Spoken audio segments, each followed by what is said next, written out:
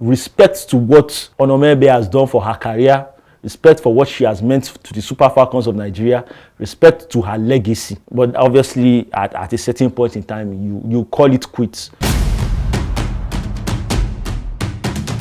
The Super Falcons have released their squad list for the 2024 Olympics, and it has been notable for certain exclusions, most notably the likes of Onome Ebi. Now, were they right to do this? Well, I am Anishidowo, Jimmy Anishidowo. This is Crossfire, and I'm here with Tunde and Tosin to discuss this. Now, Tunde, do you think that our exclusion was the right move? I mean, I understand why she was excluded. The Olympic squad is limited. It's not like the World Cup or any other country where you have 26, 23. It is limited. And yes, I've been 41 years old. It doesn't help our cause. But do I think it was the right decision? Absolutely not. Absolutely not. Because she was excluded for who? We in that defense can confidently say, or can we all confidently say it's better than Onome? Yeah, we saw her at the World Cup, even though she did not play a lot of games. But the fact that she's there is a lot of it helps in terms of mentoring the defenders that actually play, and she can still even play. She still plays for Nigerian Tels, so she's still a top defender in her own right.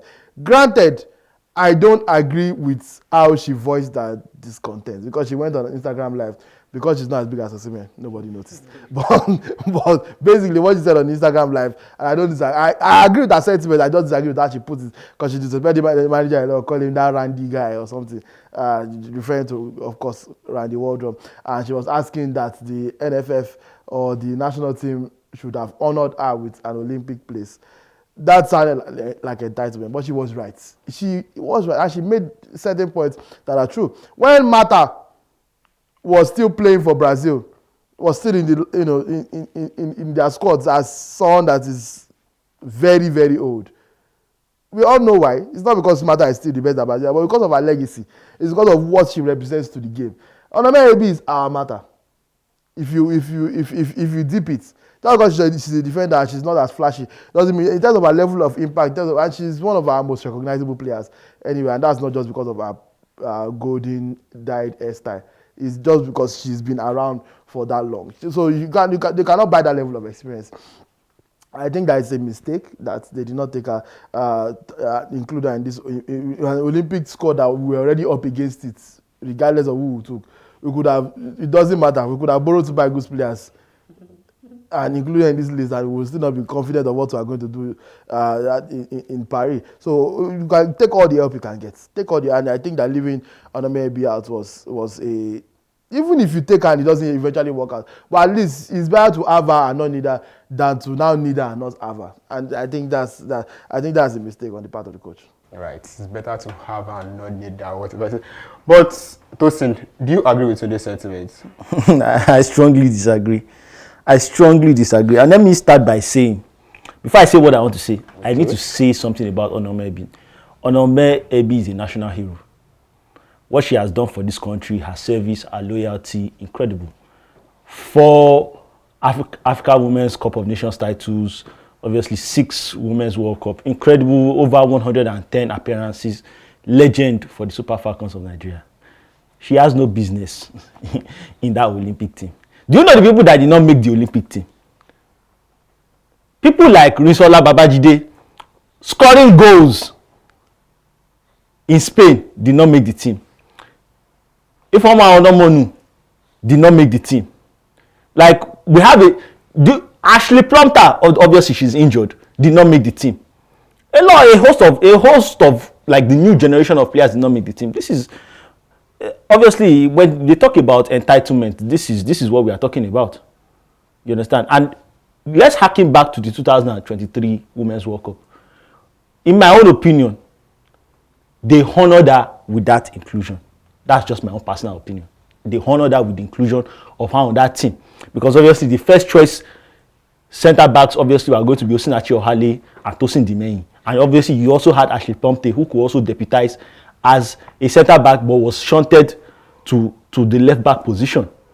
So given the fact that she needed to make a record as the first African woman to go to 6 Women's World Cup, that was an incredible achievement, and she did that. But I think that was the height of it. Even at that World Cup, she didn't play in the first game against Canada. The second game against Australia, where we came back and had that emotional victory, she came on, I think, in the 88th or the 89th minute. Obviously, the last game against Ireland, obviously, when Randy Waldrum was showing things at the back for 0-0 draw. So they over the years, and that is as a result of playing for a very, very long time. Like, people like Tunde, they talk in two sides of their mouth. You understand? They will say people that Osimhen was wrong. You understand? When he went on IG Live, obviously, to make his criticism and whatever. And obviously, now when Onome Ebi goes and makes her own conversation, and you understand, in a much more entitled manner. Osimhen was at least still defending himself from allegations that he tried to maybe boycott the World Cup qualifier. Onome Ebi is literally saying, I'm not even boycotting, I have to be there, I need to be there, my country should honor me. And obviously, those are two different circumstances. Respect to what Onome Ebi has done for her career, respect for what she has meant to the Super Falcons of Nigeria, respect to her legacy. But obviously, at a certain point in time, you call it quits. Nobody's going to tell you when to retire. You are going to retire on your own. Nobody's telling her on this show to retire. But the inclusion to the national team is not a birthright. That's just the simple truth. All right, so Tunde, based on all this, what do you think are the Super Falcons' chances? Why are you laughing? Let me land my question. Chances to do what? Their chances of winning. Okay, let's just put it down. I don't want to just disrespect them and say their chances of winning the Olympics. All right. If I was not clear in my first answer, let me say it again. First of all, even if the Super Eagles players wear wigs, I play. If you like, give Osimhen both straight. Nothing for you. See, there is zero chance. Who is in our group again? From Brazil, Spain, Japan, and Nigeria. Nigeria can finish 5th in this group. I don't even know who finished first. It's also Spain 1, Brazil 2, Japan 3, 4 black, Nigeria 5. There is absolutely zero chance. Which, with or without Onome Ebi, that's how Onome wants to go. She knows that they are not going to use past 3 weeks. That 3 weeks going to stretch. They cannot pass 1 week. Just finish your group stage, enjoy Paris, and come back. And she wanted to just enjoy one last trip on NFF funds. Because she wants to go to Paris and she will have to go with her own money. So like she was hoping for that. So it is what it is. Everybody knows what this is. Why would you never ask your chance of coming out of the group stages? That's not going to happen. Don't worry, me I will disrespect them. In fact, I have a track record of disrespecting them. When I gave an objective analysis of how they were going to shit the bed at the 2023 FIFA Women's World Cup, everybody attacked me and said football is unpredictable. In fact, a member of the current squad, she's in Chidima, okay, she attacked me on TikTok. I'm happy for you that you're back playing football, first of all, after 2 years of doing TikToks. But here is simple truth. There's not one chance. Super Falcons will not draw a game in this group. They might not score a goal. I think we should lower our just and celebrate our little wins. When we score 1 goal, celebrate it. Celebrate with all your might. Oshwala! It is now 7-1. Super Falcons pull 1 back. Celebrate it. Don't do shame. There's no shame in celebration. Celebrate your 1 goal. Well, if you are looking for winning, better go and participate in other events like badminton, squash. I think they said they will even bring Ayo to Olympics. I don't know if it's in this Olympics, but maybe for the Olympics, play those ones. But this football, for this Sydney week, nothing for you. I don't know what Tosin is going to say. I honestly don't. All right. So Tosin, he has thrown the ball to you. Do you think that they have a chance of winning? You know, the funny thing is, when we had this discussion about the Super Falcons, just about a year ago for the 2023 FIFA Women's World Cup, somebody sitting across from me said they won't qualify from the group. Lo and behold, this is one of like Tunde was one of my very first steps into prophesying, into sightseeing, into my intuition. So I launched your career. And like obviously like on a national level, you understand? Like I've been making ball. I take my flowers. People always like some of the things, but when that one actually, and I said they'll qualify from the group and they did. People are like, no, this guy is different. And obviously, my track record since then has been almost impeachable. You understand? Now, looking at this, I understand the skepticism, but I understand why Randy Waldrum selected this team. And ever since Randy Waldrum has come to the Super Falcons of Nigeria, set aside the Africa Women's Cup of Nations, which was his first in Morocco. Since then, number one thing he has done was stabilize the defense. You understand?